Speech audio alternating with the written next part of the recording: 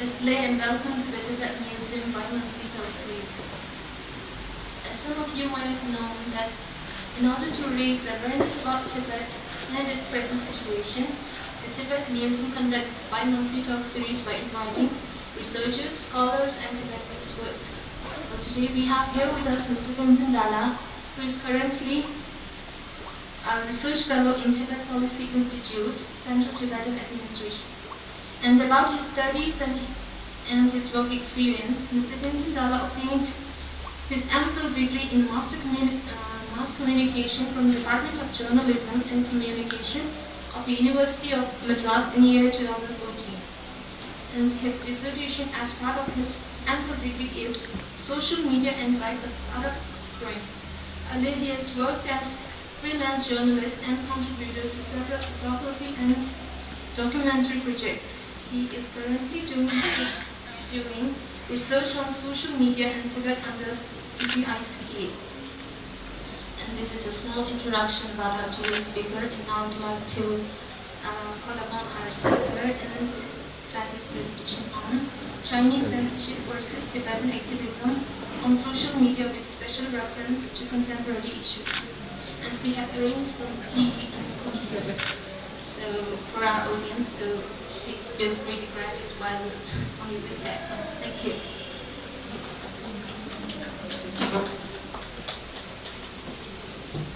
Thank you very much for the brief introduction.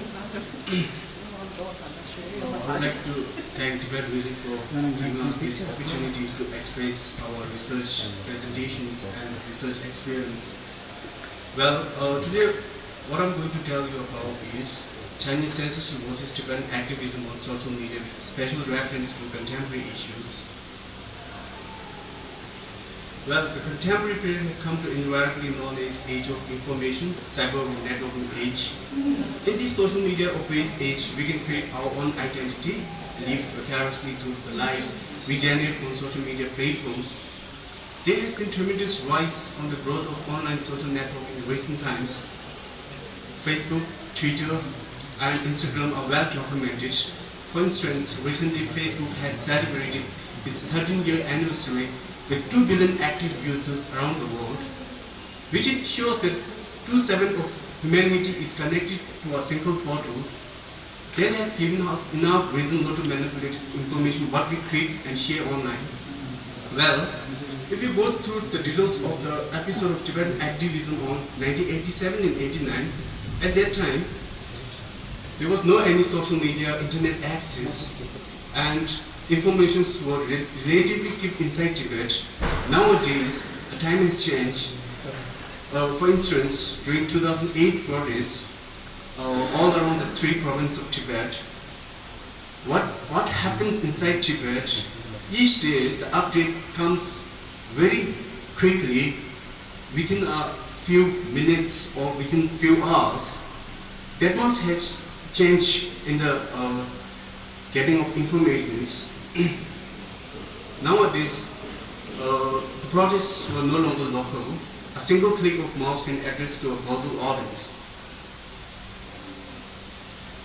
Well, now I'm going to tell you about the impact of social media on global events. I'm relating those events to Tibetan issues. Train crash in Guangzhou 2011. It was happening in China, a southern city, where 2 fast trains has been crushed, and at that time, many people died, but Chinese government want to bury up the story. They wanted to completely cover the story, but netizens start to raising their voice against the voiceless and their right and social media platforms regarding their dissatisfactions.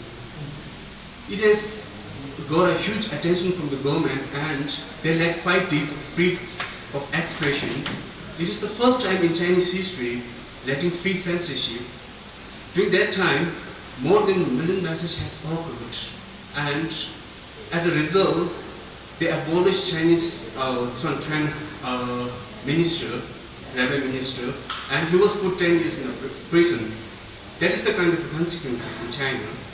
The Jasmine Revolution in Indonesia, as many of us are aware of these incidents. A single vendor whose dissatisfaction was not addressed by a local government. As a result, he set self-involved himself. This issue has raised a global concern and it created the Arab Spring, and they were able to abolish their autocratic rules. Umbrella Revolution in 2014 in Hong Kong, a place officially ruled by China. At that time, students gathered on the street and they shouted for their freedom.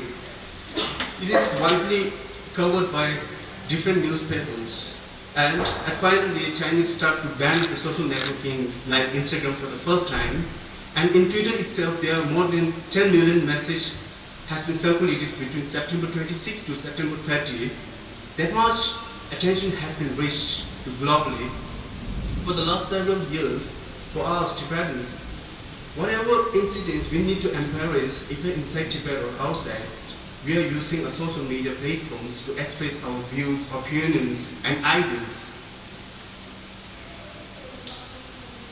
This is a global digital snapshot of comparative studies between 2016 and 2017. If we go through the graph, you can see that internet penetration rate last year was 46 and this year is 50. 4% has been increased. Now we can say that 50% means half of the world population were digitally connected.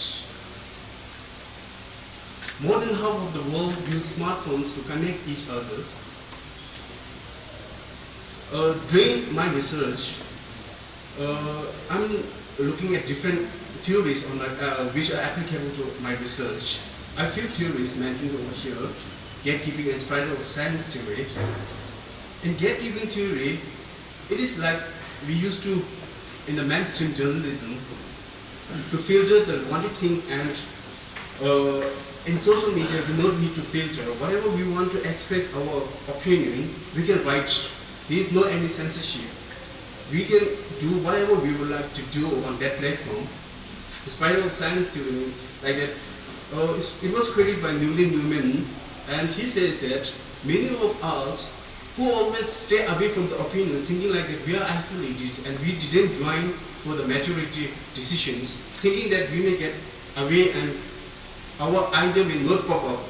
So in social media platforms, we don't have to do all these things, right? We can feel free to write anything. We can express our opinion. We can change our ideas. This is an advantage of social media platforms. Many of us are aware of the Chinese social media networks in China. China has one of the world's most sophisticated dynamic censorship. Weibo and WeChat are one of the most frequent used social media platform created by China. In China, those two platforms were strictly monitored by government itself. So many of the world well-known social media platforms were banned in China. You can't access Facebook, Twitter, YouTube. Instead of that, they create their own indigenous social media platforms. These are mainly restricted by Chinese, and there are lots of censorships. If you go through the censorships, the place inside China, there are different censorship policies. Especially Tibet, Xinjiang, and Inner Mongolia, they have more censorship rather than the rest of the China. Amnesty International notes that China has one of the largest record number of imprisoned journalists and cyber dissidents in the world. A recent report of 2016, it says that China is one of the world's abuser of internet freedom. 50 Cent Army, they are propagandists paid by Chinese government. Mainly they used to do whatever the Facebook or whatever the comments we see those favorable to Chinese government, they keep on writing the things. If something is wrong with the Communist Party, they stand with them and they are getting some sort of 50 cents per message or something like that. There are more than 50,000 to 10 million people around inside China as well as outside doing this kind of job.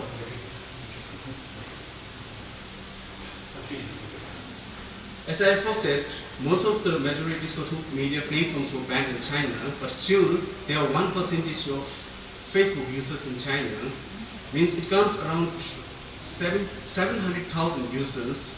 They are using like a server through a proxy channel, which they can't sneak the information instantly, right?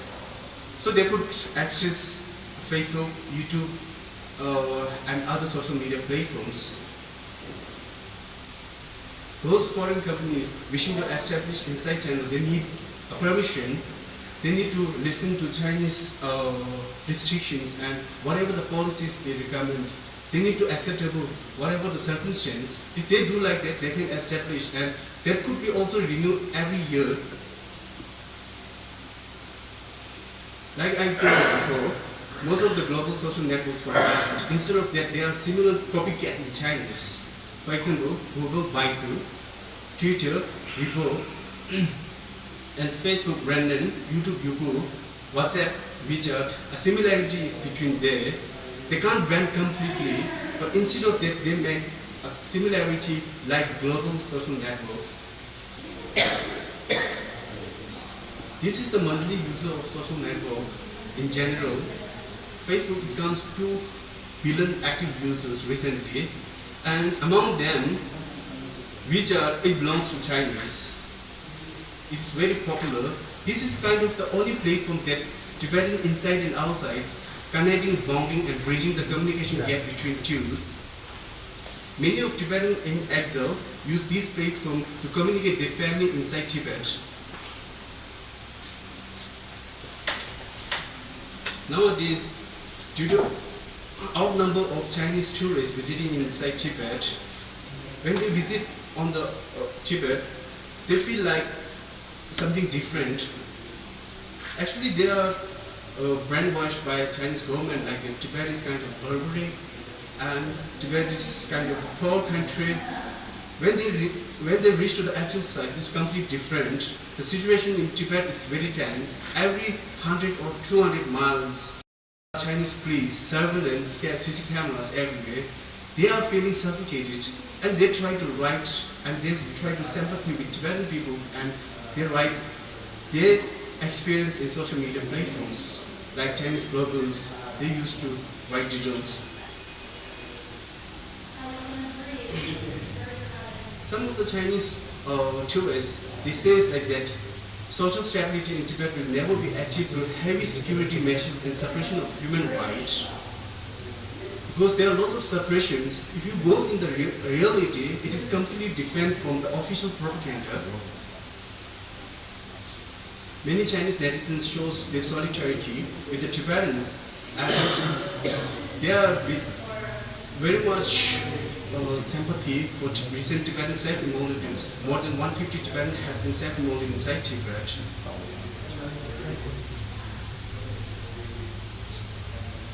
Now, as a result of technological advance and innovations, our communication become very convenient, less time-consuming, and information become more decentralized. Nowadays, the connectivity of internet and social media platforms, they are giving kind of a hope for the hopeless, voice for the voiceless. Though we are physically aligned from each other, Tibetan inside and outside, but we share a common transparency boundary that giving hope that we are each other by sharing our information and details. For inside Exile itself, there are lots of Tibetan NGOs. They use social media platform in a very convenient way. They use Facebook to update the information, Twitter to relay information, and to tell the stories to the world through YouTube channels. There are lots of case studies of Tibetan activism on social media. I have dropped few case studies because, due to the restriction of time. For example, this is the recent incidents in Tibet. In the Rapung area, one hotel was built. At the time, what they are telling like is, if you speak Tibetan in that hotel, those staffs who are working over there will find 500 Chinese yens. This is completely humiliation for the Tibetans. So they started to revolt against those things, and they write in social medias and they separate the informations. As a result, the hotel was closed. This is kind of good things happen for Tibetans. A female traveler who caused outrage on social media with a naked photo shoot at Tibetan sacred leg, Yamtoru Insu. This leg is very special and very sacred leg for Tibetans. People pray for these legs, and it is kind of a insane or humiliation for Tibetan people doing these kind of things nearby the leg. So this picture was separate in social media platform like WeChat and Weibo. It has came across huge criticism inside Tibet, and as a result, the model was confiscated and the photographer was put behind bars for 10 days, and further interrogations were still going on.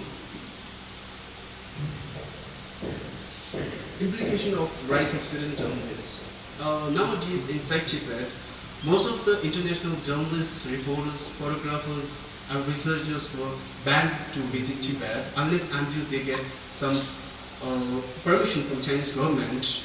The only source of information we are getting from Tibet is citizen journalists inside Tibet. They are kind of like us, who are not professionally trained like journalists, but they access a smartphone, internet connection, digital camera, and they are empowering themselves to send the image, to send the digital stories to different medias, and here we are getting the informations and daily updates.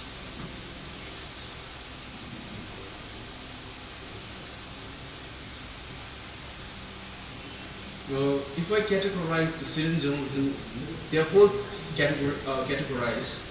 For example, sharing of photographs, sharing of discovery, sharing of opinion, and sharing of expertise. The two formal things, sharing of photograph and sharing of discoveries, are less active, but below two, sharing of opinion and sharing of expertise, they are more active. They can share their opinions openly, commenting each other, and they share their expertise based on blogs and Chinese social media platforms. They create a blog and they exchange the blogs, their views, their ideas were widely separate. Of course, there are lots of arising citizen journalists, as well as there are implications and there are threats. The threats are recently due to the introduction of Chinese new cybersecurity laws. Many people were arbitrarily arrested and detained. There were cautions and many were put behind bar for sending a picture and related information to India, foreign countries, putting categorized into a separatist. This is one of the most recent events. Alarung Do, a Buddhist academy, one of the world's largest Buddhist academy, which occupies more than 5,000 Tibetan monks, but it was forcefully demolished by Chinese, and they are forced to relocate. At that time, China has hugely censored journalists and peoples to take pictures and details. But in a way, Tibetan people try their best to get the pictures and details of the events. They send the report daily basis. And also there has lots of widespread of angers and response to the demolition of Lorong Girls. The demolition was covered by BBC, New York Times, and Time magazines, and it is widely shared in social media. Okay. Now, to come to the conclusion, what I want to emphasize is the connectivity that social media and internet, which has given a collective voice for Tibetan, those who are away and those who are near. It has given a hope for the homeless, voice for the voiceless. Whatever becomes in social media platforms, nowadays, the new media has changed the trends, like the print media are getting less attention. Those news breakings were happening in social medias. So we are grabbing the opportunity to express our concerns to the world. We need supporters from the world at large. It also breaks the psychological barriers inside Tibet, Tibetan people inside Tibet that giving a hope that they are not alone in their struggles. There are lots of supporters from around the world, and they are giving sympathy, they are supporting the cause. In the way, it disseminates the information in a very fast and convenient way in the forms of pictures and videos. If we wisely use the social media platforms, it is kind of a unifying factor for Tibetans scattered around the world. We are sharing our common platforms, right?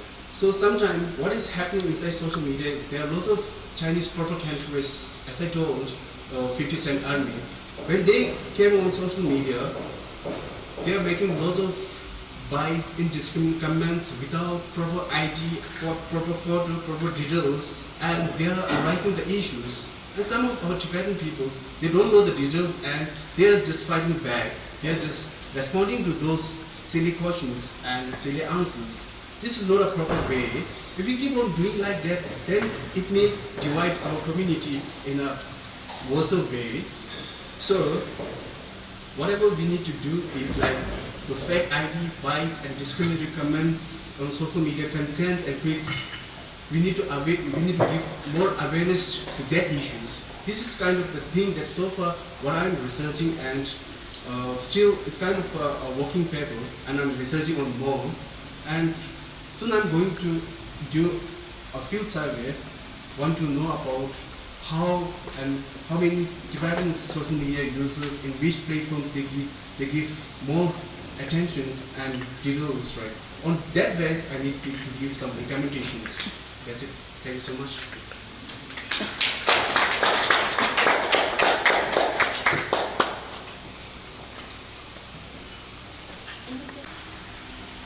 Is there any people coming out of Tibet right now that are on these social media sites that you can recommend that we look at and we can view for the current issues? Can you recommend anything off of these social sites to look at? Any people writing right now or that you look at for some of the current issues going on? Yeah, most of First-hand accounts. The thing is that they can't able to come to India as like before. There are more restrictions, right? So many people used to send the information through Chinese social media like Weibo and WeChat.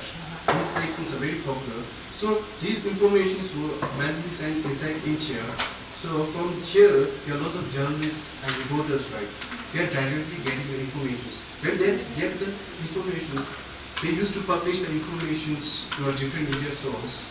For example, ICT, International Campaign for Free Tibet. Okay.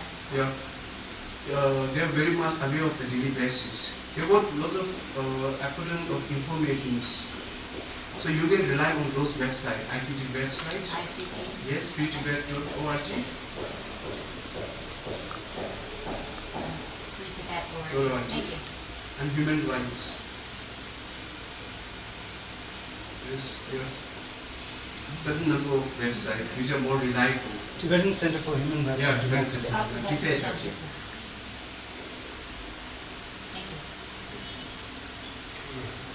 Yes. Do the people in Tibet have like free access to go on Facebook like how we do that, or is there like a sort of a lot of like do the Chinese government do restrict the access to like Facebook, or can the people in Tibet can they go like on Facebook, or is it like restricted? Okay, thank you for your question. Yes, Tibetan people, few of Tibetan people do access Facebook inside Tibet. As I told you, it is completely restricted by Chinese government, but on the other side, by using proxy server, they get access to Facebook. Because in the proxy server, the anonymity of the users is high, so they don't know, right? At that time, some of the tourists who visit Tibet, they brought some softwares along with them, and they distribute for those tourist guides. So some of my friends who are working inside Tibet, they have their Facebook because they are using through proxy. But nowadays, China want to completely control our proxy also, VPN, virtual private network. It is saying like that China before 2018, okay, China one completely banned VPN, also virtual private network. If VPN is banned, then there is no any access to Facebook or global social network. So it may naturally affect to academician researchers inside China itself. There are lots of foreign business companies residing in China. They are mainly using social networks, foreign social networks through VPN, right? It is known by Chinese government, but they want to completely control over it. And it's getting stricter and stricter. Yeah, very strict. Yeah. Yeah. So recently, more than 500 something VPN they have banned. For example, in Apple program, they didn't. They also restricted the VPN. They completely removed the VPN from the Apple program in China. This is the rising issue recently. Yes. Does this mean Apple cooperated with the Chinese government? Yeah, they are cooperating. And so did Google, yeah? Yeah. So many of them need to do business with China, right? When it comes to their business, they need to think particularly on their business, right? They need to focus because inside China, 1.4 billion people were there. So it's a business hub center for them. So they don't need to compromise more. Need. They don't need to compromise more inside China. Yeah. This is a kind of a reality what we are facing. But as you said, they are using Weibo and WeChat Yes. to upload their content. Yes. So are not they getting monitored by Chinese government? Of course they do. The thing is that, okay, I'll give you an instance of WeChat. WeChat, the daily transaction of the message, 1.3 billion messages per day. So how can they censor 1.3 billion per day? So what they do is they made a target area.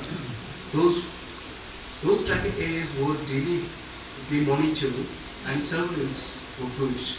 But nowadays there are lots of Tibetan people using WeChat, right? But they are getting more smarter by smarter. If they want to express something, instead of the picture, they write letters. For example, if you want to express something like, you need to know about Dalai Lama in exile, you need to ask with friends, then they may use a code language. How's uncle means how's Dalai Lama. So It is kind of a code language, right? Yeah. So it naturally helps them to understand each other. Yes.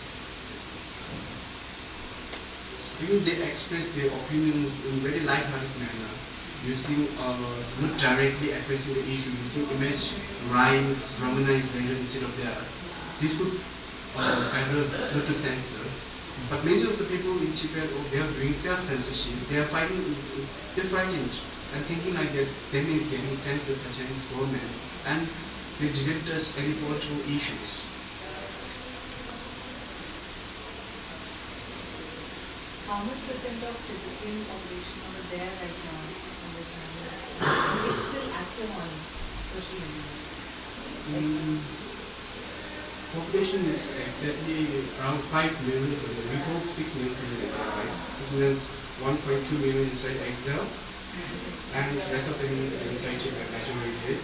But inside Tibet, due to advanced technologies and scientific, there are lots of active users. Even the old age people used to carry the smartphones, and they are constantly chat with voice to voice chat, something like that. WeChat, we have voice. They put the particular person to a prison and interrogate it for many times. There are lots of incidents. Those who send the information to upload, and as a consequence, they were put behind bar.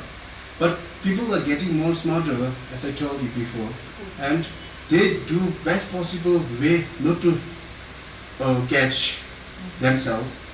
Don't tell us. Yeah. So the restrictions are getting higher these days with the implementation of new cybersecurity laws inside Tibet, especially the 19 Chinese Party Congress is happening, right? Very recently it will be happening, right? So they are doing more restrictions. But it is kind of a transparency between Tibetan inside and outside, because whatever happens here, if we have some functions over here, Dalai Lama functions and anything, right? So people over here update the movements of WeChat. We could able to update 9 photos. So they do, right? It could be seen by the Tibetan inside Tibet, those who are using WeChat. But sometimes it was getting restricted and automatically the receiver inside Tibet, they can't see any details. Right. So it happens. For example, during Kala Chakra time, they censor specific word like Dalai Lama, Free Tibet, or something like that. Is there long? Yes. And I was there for the umbrella Umbrella uprising, Revolution. and I used to live in China, so I Okay. used the WeChat for my Okay. Chinese friends. Washing. And you know, October 1st, I sent a lot of information on WeChat to my Chinese friends because I was like, I wonder if you're getting this information. Mhm. And that's exactly it. Like you're able to send about 9 photos. So I did that. Okay. Now, to my knowledge, it all went through. I had responses. I was just showing what was going on for 2 or 3 days. Would that have been monitored or filtered or flagged or tagged, anything like that? I mean, it seemed like it all went through. So you didn't get any response from her, or what? I got responses from my friends Okay, what she says? in China that said, no, we haven't heard any news about this going on in Hong Kong. Okay, but then it is restricted at that time. Like that times, right? They completely do restrictions, but they can't able to ban the things in China because they need a platform to express their opinion, right? For example, if I give you a theory, cute cat theory, a theory which implies and says that people used to keep a cute cat, and they want to show the cute cat daily activities to a audience, your friend, your family, and your loved ones, something like that. They want to update the details. They are seeing the pictures every day, right? So they are following you. Wow, this is so cute, something like that. Suddenly, when the cat is lost, there's no any information of the cat. Then people raise a concern. They start raising a question like, "Where's the cat?" and something like that, right? Then they start coming on the ground level. So when it comes to ground level, then inside China, 1.4 billion people, right? It's a huge, enormous, very, very huge, right? So when they all come together on the ground, then Chinese CCP can't control the things, right? So they are afraid to completely ban, but they do in a transaction way frequently. Sometimes they ban, sometimes they release the things, but they completely can't ban anything like that. Why is it so much more difficult these days for people to come out of Tibet? The border areas were strictly restricted. There are more camps, Chinese army camps, than previous. And it is almost like impossible to come in from Tibet. Very few nowadays, a year, more than 30, most probably. 30. Yeah, not more than that. They too are risking their own life. Otherwise, during 90, 80, at that time, there were lots of refugees seeking refuge inside India, but it has slowed down gradually due to political restrictions. And even some of the family inside Tibet, they don't want to separate their families. They don't want to send their children to India. It's the other reason, right? No, but there is a question. There Yes. is Tibet only. Yeah. So if they allow them to flee from the country, so in that case, China should allow them to get outside from Tibet. If they do like that, the outflow of refugees in India, China is lacking a soft power. So the image of Chinese is getting down, though how economically they are strong, but therefore the soft power is getting very down because of those human rights problems like Tibet and all these things, right? So they don't want to send any refugees to India. That's why they are getting restrictions. That is my personal opinion. Without the new refugees coming, what will happen to MacLeod Ganj? And many Tibetans leaving to go to America, to go to Sweden. In your opinion. In my opinion, I'm also afraid of these incidents. It may come sooner or later because the outflows of refugees are getting very less inside India, and many of Tibetans are fleeing to abroad. That means the number of Tibetan peoples are getting decreased as year by year, but we can't do anything for that, right? Because on the other side, more Tibetan communities are establishing on abroad for where grass is greener, of course, right? Now, if it is getting lessened in India, probably more of the numbers of Himalaya side it may increase. What? There are also Member, Tawang, and Himalaya side regions. Oh, For example, if you oh, go yeah. in a monastery or schools, Wow. you can see lots of Himalaya region peoples, students, monks. They are filled with those things, right? So this town may fill with all these people. You're talking about people who have Tibetan culture but were born in Tibetan culture but were born in Yeah. There are lots of Tibetan cultures who are around Himalaya regions, Ladakh, Spiti, Ladakh. Of course, Yeah, yes. they're not Of course, very over there. comfortable to the grace of India. Because India has been very grateful for Tibetan people. Over Even- there in yeah. China. Once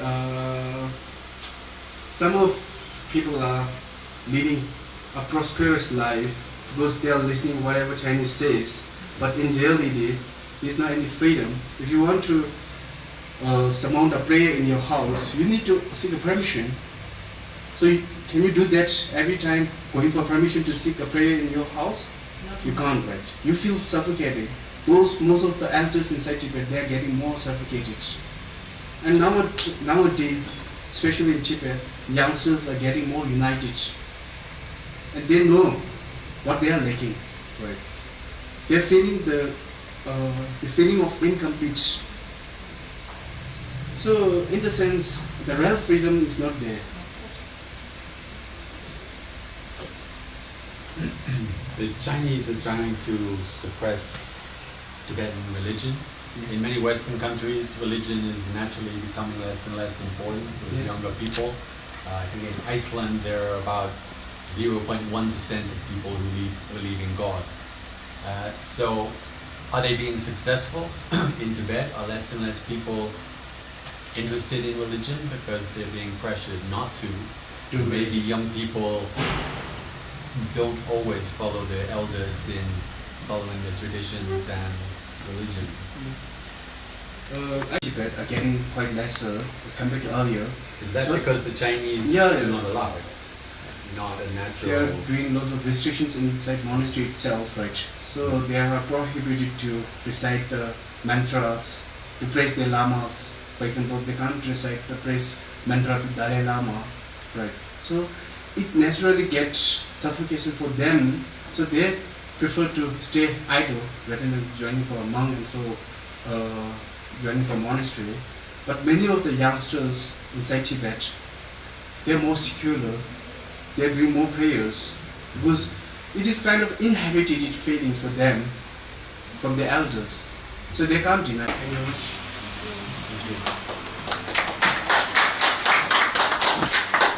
With this, we'll conclude our today's talk series, and I would like to thank our speaker, Mr. Dalla, for the wonderful presentation by presenting this small token of appreciation. Thank you. And I would also like to thank our audience for joining us today and paying so much interest into it. Thank you. Thank you.